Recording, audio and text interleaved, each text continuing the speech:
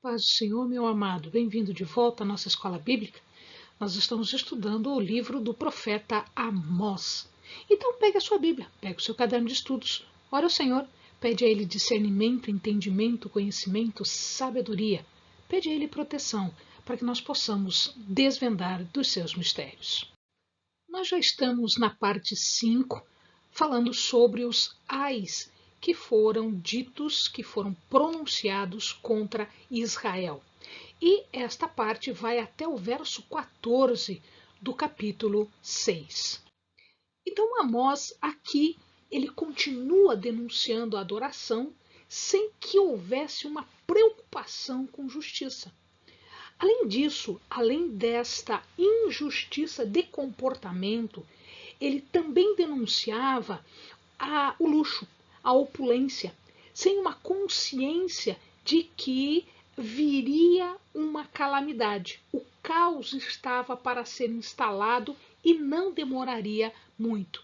Enquanto isso, ninguém se preocupava com nada. Eles continuavam com a sua corrupção, eles continuavam com o seu luxo desmedido. O tema aqui é o mesmo tema que nós já vimos antes, que é esta falsa sensação que o povo tinha em uma segurança, isto é, Israel se achava seguro a despeito de tudo que estava sendo dito, de tudo que estava sendo previsto. Eles estavam confiantes num dia do Senhor, o dia de Yahvé. E eles achavam que este dia do Senhor era um dia de vitória para eles e que seria uma vingança para com os seus inimigos. Então, nenhum inimigo iria vencer Samaria. Ao contrário, eles seriam os vencedores. Novamente, o profeta vem trazer uma ameaça de exílio, uma ameaça de invasão, que eles não estavam acreditando. Então, estes ais são, na verdade, advertências. Advertências que Israel está recebendo e que ele deveria aceitar, levar em consideração para que o pior não acontecesse. Qual era esse pior? A destruição e o exílio, que nós já sabemos pela história vai efetivamente acontecer, porque eles não deram ouvidos aos profetas. A partir então do verso 18 até o verso 27, o profeta apresenta um lamento. Este lamento ele está colocado exatamente para fazer uma interpretação correta do que se chama Dia de Yahvé. Nós já tivemos oportunidade de falar sobre esse Dia de Yahvé, nós já tivemos oportunidade de vermos essas previsões do Dia de Yahvé em outros profetas.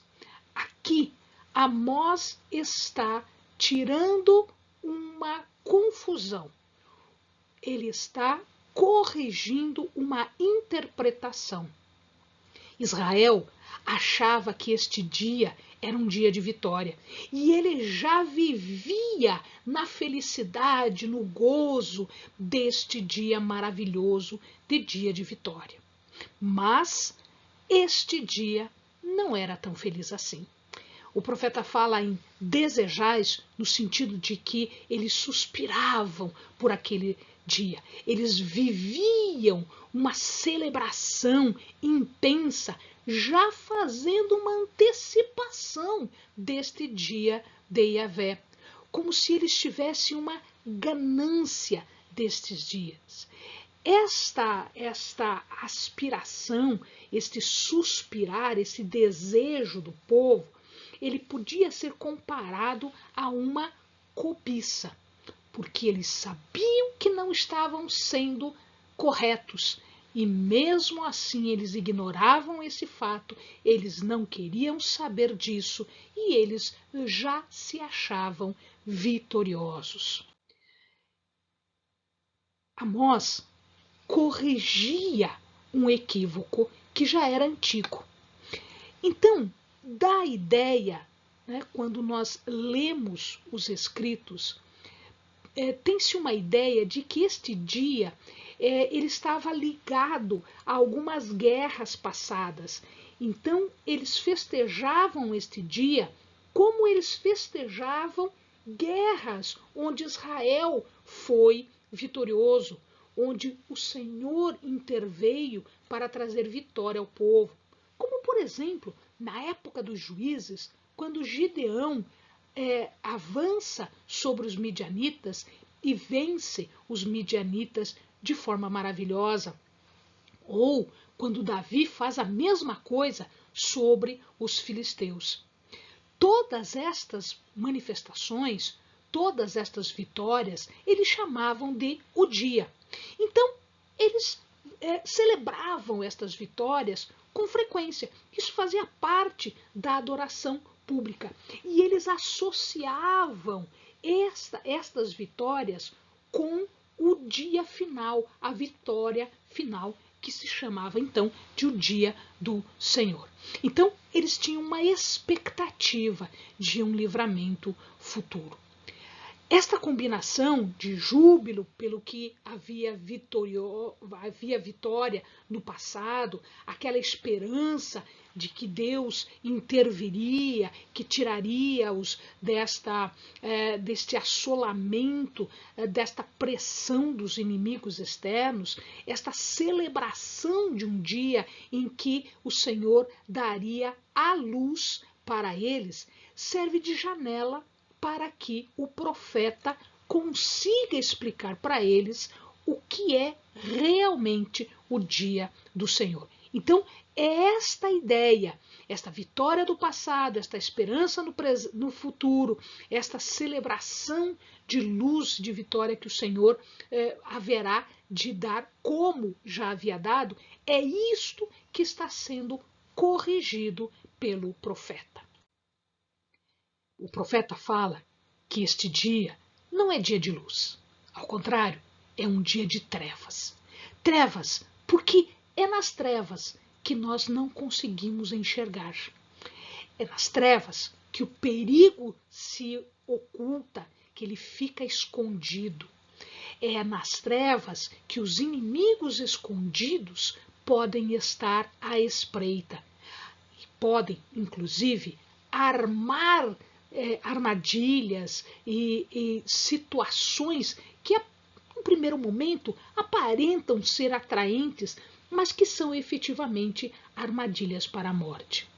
É aqui nas trevas que o perigo é inesperado, que a catástrofe é imprevisível. Então, este jogo de trevas e de luz, ou seja, eles imaginando que fosse de luz e o profeta explicando que era de trevas, é este o sentido da passagem. Trevas e luz não estão aqui como referido à impiedade, à justiça, mas à catástrofe e à segurança. Então, luz, a ideia de visão, que eu estou enxergando, eu estou vendo o quadro todo, eu estou vendo as armadilhas, eu estou vendo o caminho. Né? Aqui, luz tem uma conotação de segurança, de proteção, de ausência de medo. Mas não era o sentido, não é este o sentido do dia de Yahvé. O dia de Yahvé é um dia de trevas, é um dia de catástrofe. Portanto, cada momento que eles imaginavam ser um momento de segurança, que parecia um momento de segurança, é efetivamente um novo perigo que está espreitando. É a armadilha que está sendo construída em torno deles. E aí o profeta fala sobre uma parábola. Ele conta a parábola de um fugitivo que está sem fôlego, cansado de correr, e que ele corre para sua casa e ele se encosta na parede. E ele fica muito agradecido porque ele se livra do leão e do urso. Né? Mas a sua mão que está encostada na parede, ela acaba por ser picada por uma serpente, uma cobra que está entre os tijolos. O leão e o urso representam aqui o Senhor. Não que não houvessem leões naquela época. Haviam. Até 1300 a.C., os leões eram muito comuns naquela região. Depois, eles foram rareando, ficando cada vez mais raros. Os ursos não. Os ursos eram comuns e eles perduraram por muito mais tempo naquela região. Inclusive, estes ursos eram ainda mais ferozes e ainda mais perigosos do que os leões. Então aqui, tanto o leão e o urso estão representando o Senhor, estão representando os perigos que o Senhor está colocando no caminho deles.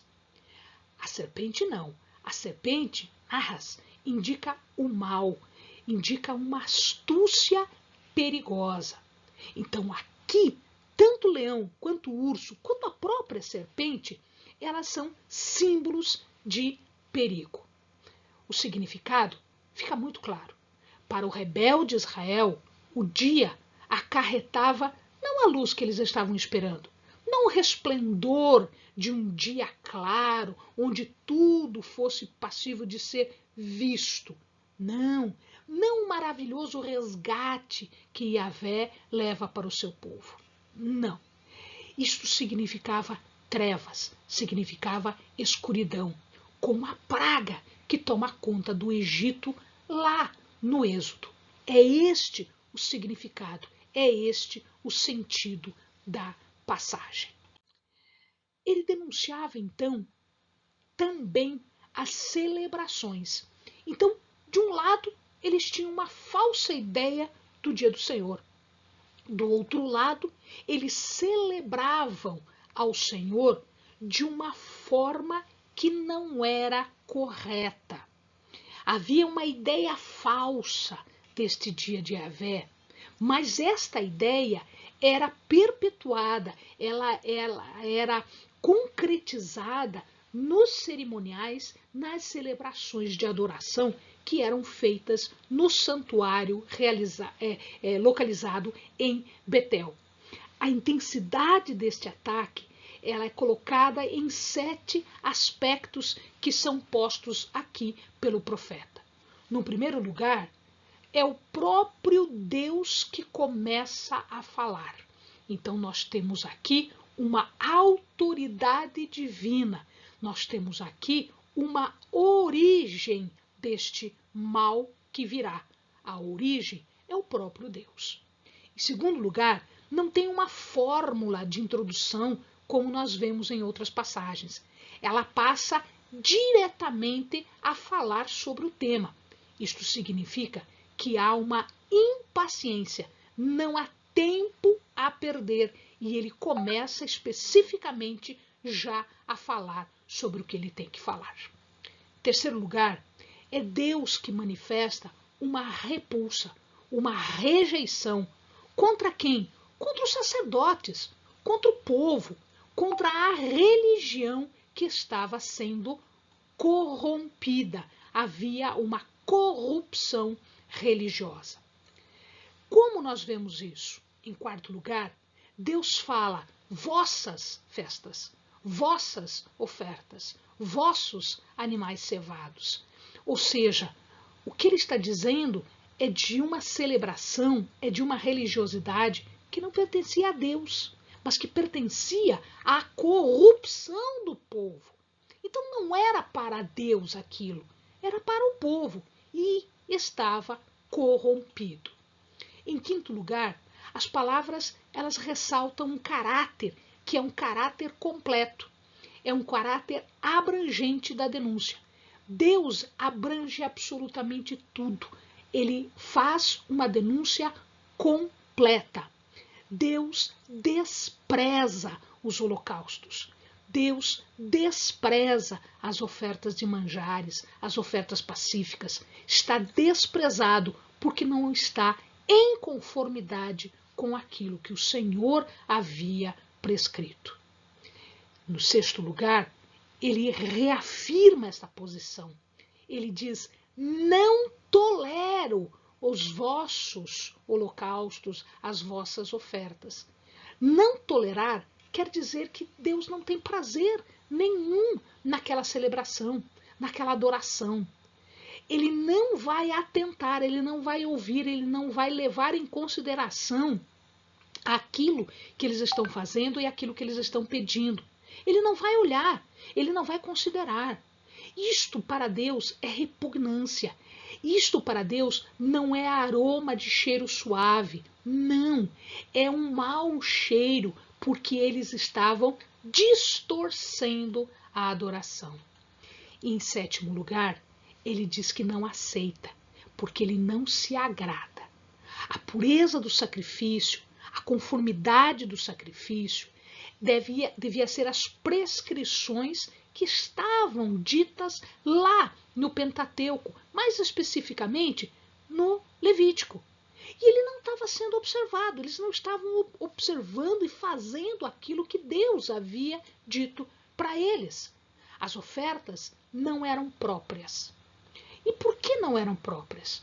Porque faltava duas coisas. Primeiro, não tinha pureza ritual. Amado, não interessa a tua adoração, a tua celebração para Deus. Se isto não for feito com pureza, Deus não vai aceitar. Deus não vai nem ouvir. E, em segundo lugar, tudo isso não estava acompanhado de justiça e de retidão. Não interessa o que você faça, se você não tem ação em justiça, em ação em retidão, isto não será considerado, isto não será observado e não será aceito por Deus. Então, aqui a decisão é anunciada. E Deus faz duas advertências. Advertências eram que se exigia de Israel em resposta à sua decisão de condenação. A negativa que eles se eliminassem, que eles eliminassem até as expressões de adoração mais fervorosa e celebrativa, como a música. Deus não queria ser adorado nem com a música. Por que não? Porque esta música, ela não tinha louvor verdadeiro. Isso não tinha sentido verdadeiro. Nem a oração, nem o louvor eram corretos, eram puros, eram dados em toda a sua plenitude de adoração. E isso vai contrastar com os pedidos de adoração que eram dados em salmos, para que o povo tocasse seus instrumentos, cantasse seus cânticos. Em segundo lugar, uma advertência positiva, que a adoração devia ser acompanhada de atos de juízo e de justiça. Ou seja, não é só você fazer adoração. A adoração tem que ser pura e a adoração tem que ser correta, seguida de juízo e de justiça, de um comportamento correto. A justiça e o juízo eram profundamente essenciais para a vida, para a fé de Israel. A sociedade que está em aliança com Deus, ela não pode viver sem justiça, sem juízo. Da mesma forma que ela não pode viver sem água. Isso faz parte do suprimento do povo. Havia uma ponta de esperança aqui. Veja que Deus, apesar dele condenar, ele ainda deixa uma frestazinha para aqueles que se apercebem. Uma ponta de esperança. Qual é essa ponta de esperança? O arrependimento, a mudança. Embora ele não acredite que isso vá acontecer, o profeta não acredita nisso, Deus também não, mas, apesar de ser improvável, é possível. Para aqueles que se arrependem, ainda haverá chance. Quem quiser adorar a Deus deve honrar seu caráter, não só em palavras, mas também em ação. Deus, ele se importa pelos direitos, pelo bem-estar. Quem quiser servir a Deus, amado, deve observar este fluxo de respeito, de justiça e de juízo. As práticas de Betel, Gilgal e Berseba perdem a essência da adoração e por isso elas são julgadas e por isso elas são condenadas. Uma grande lição para nós até hoje. Amém, amados? Bons estudos.